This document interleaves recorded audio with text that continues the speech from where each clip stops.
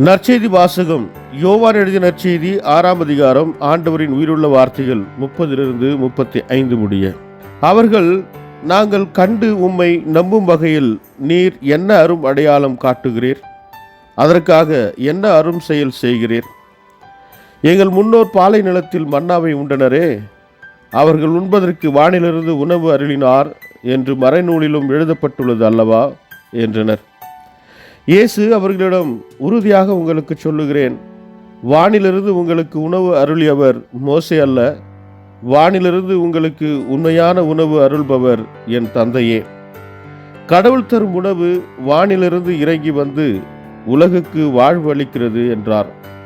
அவர்கள், ஐயா, இவ்வுணவை எங்களுக்கு எப்போதும் தாரும் என்று கேட்டுக்கொண்டார்கள். இயேசு அவரிடம், வாழ்வு தரும் உணவு நானே, என்னிடம் வருபவருக்கு பசியே இராது, என்னிடம் நம்பிக்கை கொண்டிருப்பவருக்கு என்றுமே தாகம் இராது. இது வாழ்வு தரும் கிறிஸ்துவின் நற்செய்தி. கிறிஸ்துவே உமக்கு புகழ். ಯೋಹಾನ ಅಧ್ಯಾಯ 6 ವಚನ 30-35. ಆದ್ದರಿಂದ ಜನರು ದೇವರಿಂದ ಕಳುಹಿಸಲ್ಪಟ್ಟಾತನು ನೀನೇ ಎಂಬುದನ್ನು ನಿರೂಪಿಸುವುದಕ್ಕಾಗಿ ನೀನು ಯಾವ ಸೂಚಕ ಕಾರ್ಯವನ್ನು ಮಾಡುವೆ? ನಮ್ಮ ಪಿತೃಗಳು ತಮಗೆ ದೇವರು ಮರುಭೂಮಿಯಲ್ಲಿ ಕೊಟ್ಟ ಮನ್ನವನ್ನು ತಿಂದರು, ದೇವರು ಅವರಿಗೆ ತಿನ್ನಲು ಪರಲೋಕದಿಂದ ರೊಟ್ಟಿಯನ್ನು ಕೊಟ್ಟನು ಎಂದು ಪವಿತ್ರ ಗ್ರಂಥದಲ್ಲಿ ಬರೆದಿದೆ ಎಂದು ಹೇಳಿದರು. ಯೇಸು, ನಾನು ನಿಮಗೆ ಸತ್ಯವನ್ನು ಹೇಳುತ್ತೇನೆ, ನಿಮ್ಮ ಜನರಿಗೆ ಪರಲೋಕದಿಂದ ರೊಟ್ಟಿಯನ್ನು ಕೊಟ್ಟವನು ಮೋಶೆಯಲ್ಲ, ಆದರೆ ನನ್ನ ತಂದೆಯು ನಿಮಗೆ ಪರಲೋಕದಿಂದ ನಿಜವಾದ ರೊಟ್ಟಿಯನ್ನು ಕೊಡುವನು. ದೇವರ ರೊಟ್ಟಿ ಯಾವುದು? ಪರಲೋಕದಿಂದ ಇಳಿದು ಬಂದು ಈ ಲೋಕಕ್ಕಾಗಿ ಜೀವವನ್ನು ಕೊಡುವಾತನೇ ದೇವರು ಕೊಡುವ ರೊಟ್ಟಿ ಎಂದು ಹೇಳಿದನು. ಜನರು, ಅಯ್ಯ, ಆ ರೊಟ್ಟಿಯನ್ನು ನಮಗೆ ಯಾವಾಗಲೂ ಕೊಡು ಎಂದು ಕೇಳಿಕೊಂಡರು.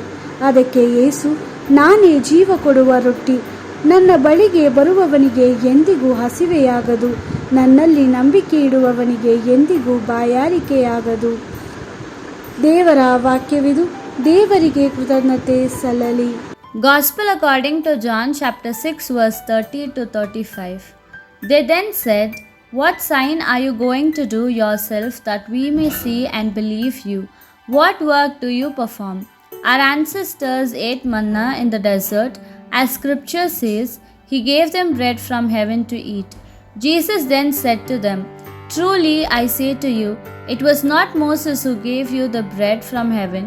My Father gives you the true bread from heaven.